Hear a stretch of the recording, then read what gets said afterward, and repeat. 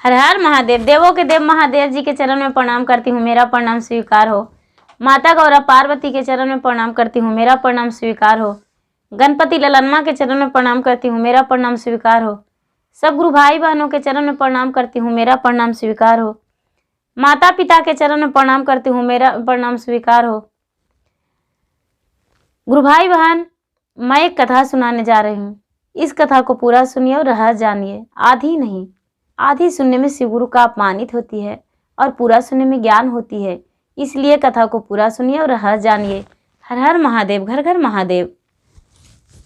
गुरु भाई बहन, बहुत पुरानी बात है। एक गांव था, एक गांव था। उस गांव के पहले एक बहुत बड़ा मठ था। मठ था तो उस मठ में एक साधु रहते थे।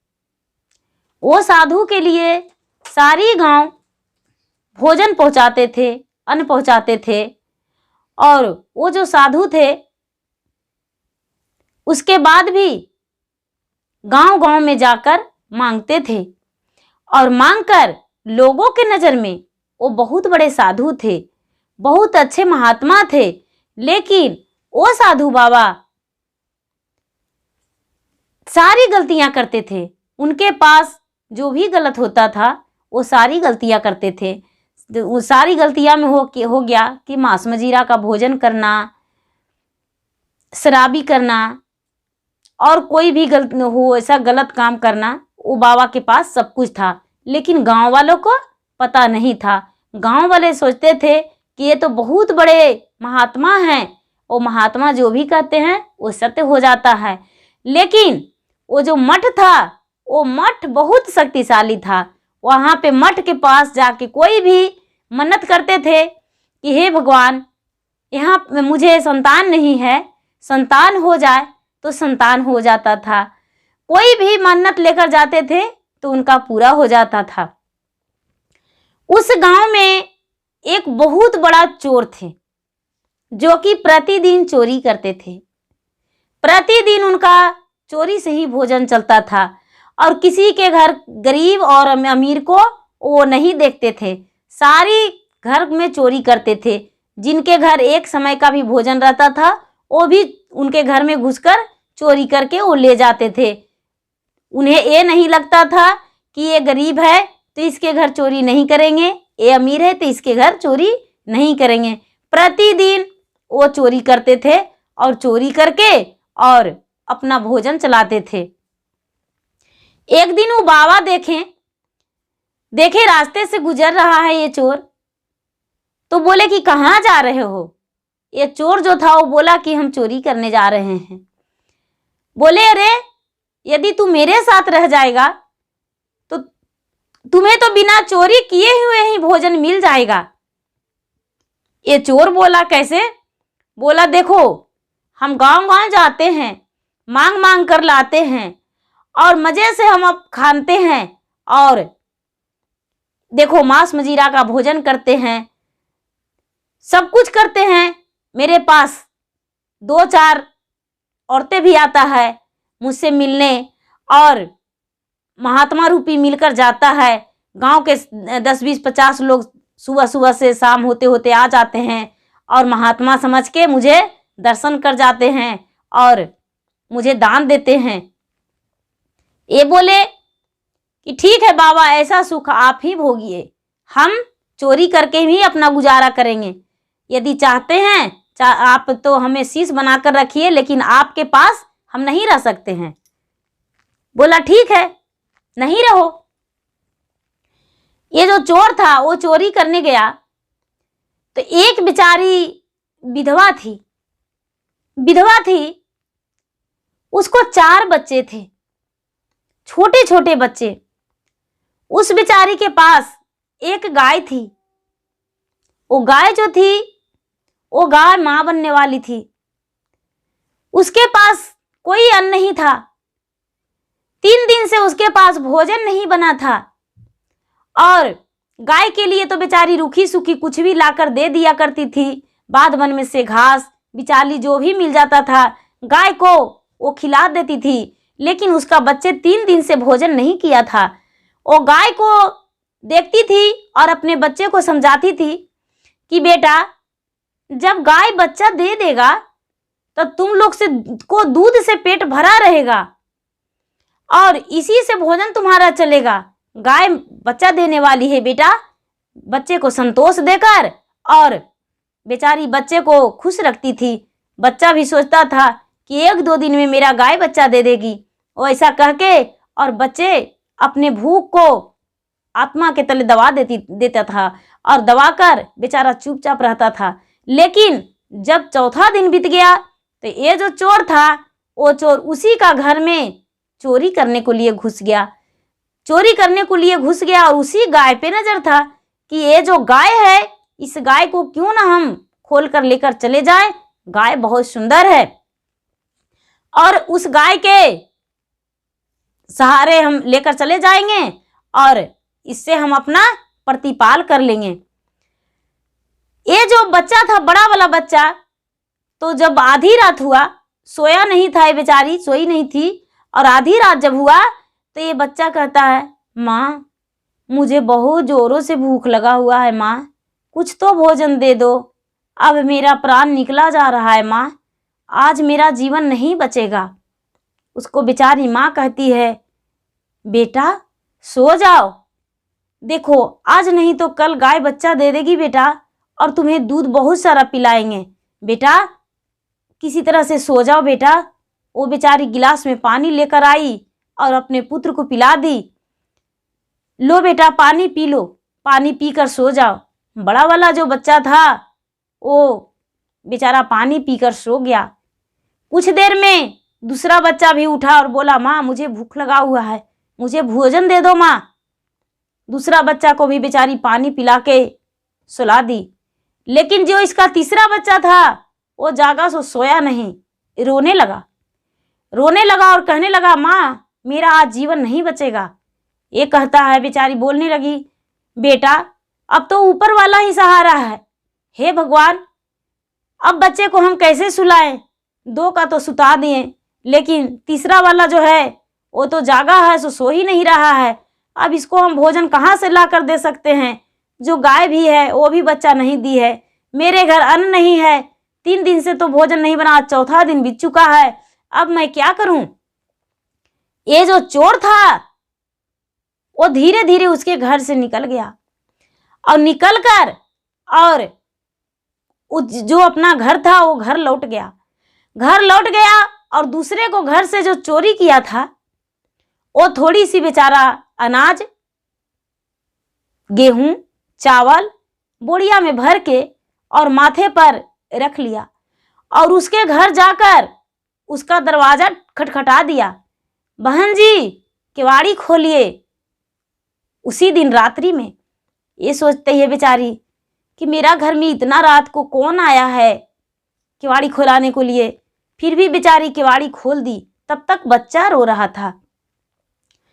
ये चोर कहता है, बहन जी लीजिए थोड़ा सा आपके अनाज देने आए हैं, अपने बच्चे को भोजन करवा दीजिए।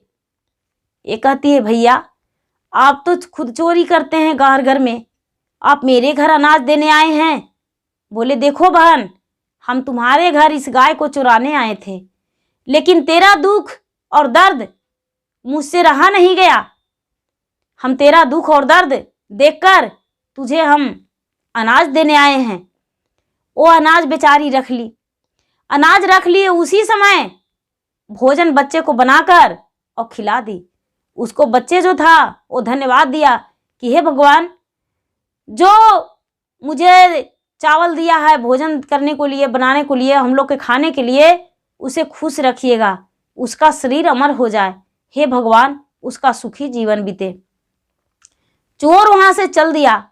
सुबह हुआ, अपने पत्नी से बोला, आज से हम चोरी नहीं करने जाएंगे, आज दिन से हम चोरी नहीं करने जाएंगे, हम गलत काम नहीं करेंगे, क्योंकि पता नहीं कितना हम पाप किए होंगे, कितना गलतियां किए होंगे, कितना को जान लिए होंगे, कितना लोग मेरे हाथों से मर गया होगा, कितना को बहू बेटियां रो रही होगी, इसका कोई ठिकाना नहीं है, आज से हम चोरी नहीं करने जाएंगे। वो बेचारा फिर से उसके घर थोड़ा सा अनाज दे लाया और बोला, बहन जी आपका कभी भी किसी चीज़ का ज़रूरी हो तो मुझसे मदद ले लीजिएगा, हम आपको मदद करेंगे, हम आपका भाई हैं और आप मेरे बहन हैं। ऐसा कह के और उसको दरवाजे से चोर लौट आया। उसको दरवाजे से चोर लौट आया और उस दिन से अपना मेहनत करने लगा, अपना मेहनत से कमाने लगा, अपना शरीर के बले कमाने लगा और जो भी इसके पास धन था चुराया हुआ, उस धन को किसी का कन्या का विवाह है तो उसमें दान कर दिया कि लो कन्या का विवाह है तो मेरे घर ये है, अनाज है, ले जाओ, मेरे घर कपड़ा है, अपनी कन्या का दे दो। जिसके घर खाने का नहीं था उसको मदद करने लगा, जिसके घर जो कमी पड़ता था वो ये चोर मदद करने लगा। जहाँ तक के कि कमा के मेहनत करके भी किसी को दान पुण्य करने लगा कि हमने तो बहुत बड़ा पाप किए हैं। छोटे छोटे बालक जो था वो रात में सो नहीं रहा था, कोई भी मजूरी करके लाता होगा और रखता होगा, हम चुरा कर ले आते थे, कितना मुझ पे हाय शराप लगा होगा, ऐसा हम गलत नहीं करेंगे। ऐसा करके और ये जो चोर था उस दिन से चोरी करना छोड़ दिया और भगवान के भक्ति और अपना मेहनत में लग गया, भगवान को भक्ति करने लगा। जब चोर का मृत्यु हुआ और साधु का मृत्यु हुआ तो साधु का भी उसी दिन मृत्यु हुआ और चोर का भी मृत्यु उसी दिन हुआ। दोनों धर्मराज के पास गया, धर्मराज जी के पास गया स्वर्ग में। तो स्वर्ग सिधारने के बाद वहां पर भी भगवान हिसाब लेते हैं, जो भी जो करते हैं उनका बही में, भगवान के बही खाता में लिखा जाता है। तो ये जो साधु था तो साधु को बोले कि ये तो बहुत बड़ा महात्मा है। धर्मराज जी के साथ जो थे उनके सेना बोले ये तो बहुत बड़ा महात्मा है महाराज, ये तो कोई पाप किया ही नहीं होगा। धर्मराज भी कहते हैं कि ठीक है, इसका जो बही लिखा हुआ है वो लाओ देखते हैं। तो देख रहे हैं कि उस साधु बाबा को कहीं पर भी थोड़ा सा कोई अच्छाई नहीं था, कोई भी अच्छाई नहीं था। महात्मा के नाम पर इतने बड़े ढोंग थे, इतने बड़े ढोंग थे कि उनसे ज्यादा बड़ा कोई ढोंगी नहीं था। भगवान महाराज धर्मराज जी क्या किए कि उसे नरक में टेल दिए कि जाओ तू अपना पूरा समय नरक में ही बिताना। अब ये जो चोर था वो चोर को बही खाता खोलकर देखने लगे, कहने लगे कि ये तो सारा जिंदगी में चोरी ही किया है। जब देखने लगे तो आधा समय उसका चोरी का था, लेकिन जो आधा समय बीता था, आधा समय में इतना पुण्य किया था, इतना पुण्य किया था कि चोरी से ज्यादा वो पुण्यवानी बन गया था और भगवान को भक्ति किया था और दान किया था, लोगों का मदद किया था। भगवान कहते हैं धर्मराज जी कि अब इसको कौन सा सजा दें, इसको तो ये तो सजा देने लायक ही नहीं है, ये तो दंड देने लायक ही नहीं है, इसको तो सजा देने का मन ही नहीं है। जितना पाप किया है उससे 4 गुना ये पुण्य किया है, इसको हम फिर से पृथ्वी पर वापस भेज देते हैं और पृथ्वी पर वापस भेजकर एक मनुष्य तन में जीवन दे देंगे इसका, और मनुष्य तन में जन्म होगा तो फिर से ये लोगों का मदद करेगा और ये अच्छे कर्मों का फल इसे मिल जाएगा।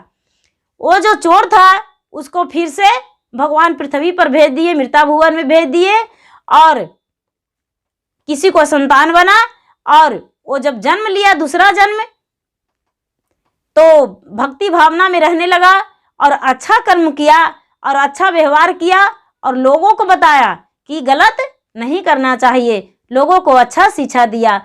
तो गुरु भाई बहना,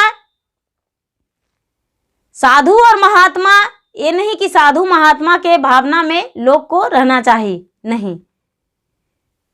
बहुत सारे लोग हैं जो ढोंग करते हैं और बहुत सारे लोग गलत करके भी सही करते हैं। तो सही करने जो करते हैं उसे भगवान भी थोड़ा देर के लिए माफ कर देते हैं। गुरु भाई बहना, कभी गलत नहीं करना चाहिए और जो गलती करते हैं गलती का सजा तो भगवान उसे देते हैं। गुरु भाई बहन, मेरा वीडियो अच्छा लगे तो इसे लाइक कीजिए, शेयर कीजिए और सब्सक्राइब कीजिए। धन्यवाद। हर हर महादेव, घर घर महादेव।